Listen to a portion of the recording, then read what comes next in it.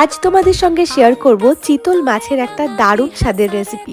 তো তার জন্য আমি মাছগুলোতে নুন, হলুদ আর কাঁচা সর্ষের তেল মাখিয়ে রেখেছিলাম।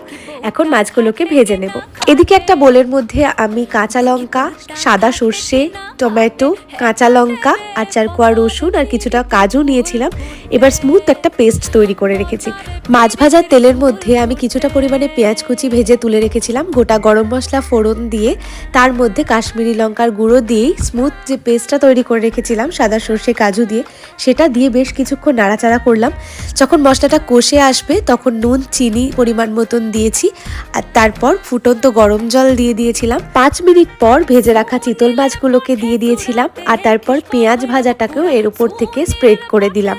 এরপর একটা পাত্রের মধ্যে সামান্য পরিমাণে সর্ষের তেল গরম করে তাতে কালো জিরে আর রসুন ফোড়ন দিয়ে মাছের উপর ছড়িয়ে দিলেই তৈরি হয়ে যাবে দারুণ স্বাদের চিতল মাছের একটা রেসিপি।